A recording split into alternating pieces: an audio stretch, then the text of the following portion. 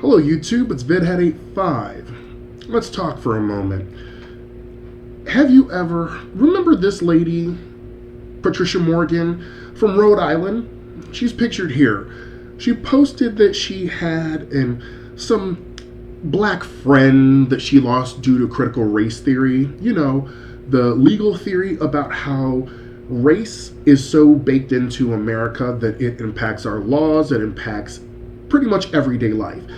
We don't have a name for this black friend. We don't know how long they were friends, how they met, nothing. All we know about this fictitious friend is that she's black. Now, I'd love to know a little bit more about this black friend, and so did Twitter at the time. Or if this black friend, like Mariah Carey, I don't know her. But you know what? This isn't the first time that Republicans had a black friend. You know, let's think about Alan Keyes to Barack Obama. They're both black, so let's make history. Or when the Georgia GOP decided to do the same thing and have a Herschel Walker, Texas resident, carpetbag to Georgia. They thought it was going to be this wonderful historic thing, double-headed coin of a win no matter what. Because at least these candidates had some chance of winning. And then I ran across an article written by a black conservative named Jeff Charles that says Byron Donalds is exposing progressives' hypocrisy on race. Now, he gaslights us through this entire ordeal. Byron Donalds of Florida was put forth as a protest candidate for speaker, hailed as historic, awesome moment for both parties because both black men of both parties were put up for speaker.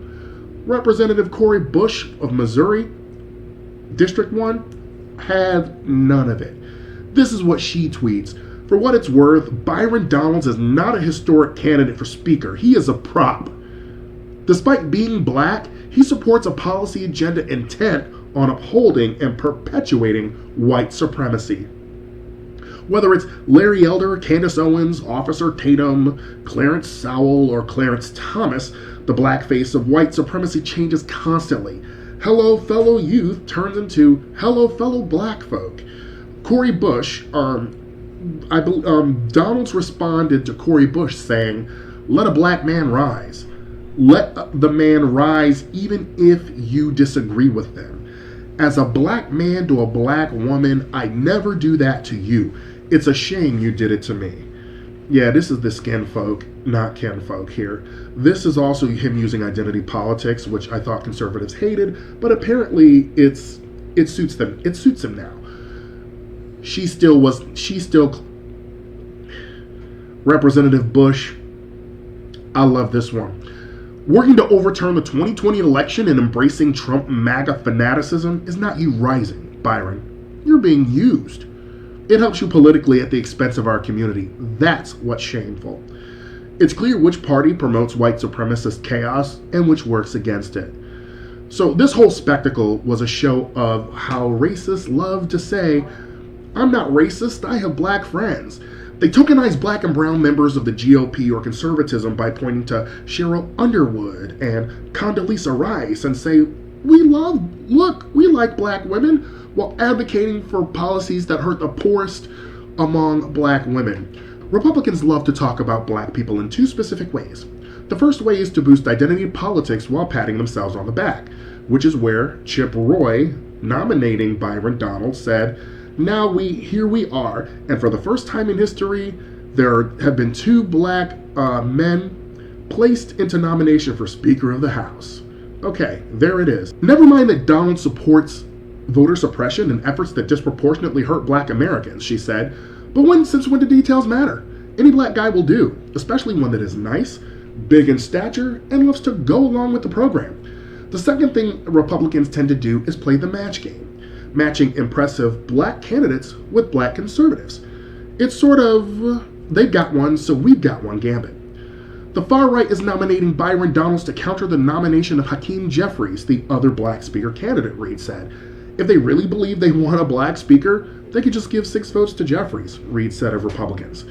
So I mean, Jeffries is the only person who got more votes than McCarthy for the majority of rounds until the nut jobs decided to come around to his side. But Byron Donalds only picked up a single vote for House Speaker. So, did they really care about Donalds, what he could do as a speaker? Did they even care that he could possibly win? No. Would a Jeff Sessions from Alabama or even New York, hell, maybe from, who knows? We got Jeff Sessions a little bit of everywhere. Would they actually, I don't know, speak to a black Speaker of the House? Or would the cry, like the cry of Missouri, melt down if he talked to an LGBT rep and refused to vote for anything he brought to the floor? Mr. Charles's piece is an exercise in propaganda and gaslighting. It's such a surface level understanding of events that anyone who was there sees through this thin veneer of outrage can see it. It's like a student who's BSing their way through and you know they don't know what they're talking about. I thought I would give my piece on this because it is a mess, and while it has since been a little while, it's always that great GOP any black guy will do. That is until it's time to dismantle white supremacy. Then we're a bunch of hippie communist socialists because buzzwords are fun. But I'm gonna use this to segue into Representative Ilhan Omar and the Adam Schiff and Eric Sewell, the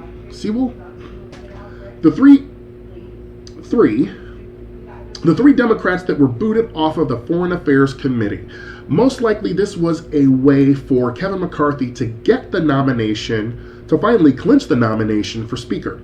Now, the reason that I am disgusted at this is because Byron Donalds had the nerve to go on to Joy Reid's show and try to pretend as if there was a clear mark for Democrats knocking off MTG and Gosar from a committee after pretty much advocating violence against their Democratic colleagues, which in any other workplace would have gotten them fired, and saying that Representative Omar saying that in 26 states, if you are partaking in boycott, divestment, sanction, that you do not have a state job if you violate that term of the contract. Now, apparently freedom of speech is only freedom of the speech that I like, apparently, because BDS is something where you are using your dollars to speak. Personally, do I actively do BDS? I kind of don't. I don't have the time to research all of the brands and whatever else. But the bottom line is, for me, Ilhan Omar did not say anything wrong when she said that we do not and should not pledge to a foreign country in order to have a job in the United States. That's bullshit. They are weaponizing her identity as a Somali American Muslim woman, black woman at that, naturalized woman at that, because how dare a black woman tell America what to do?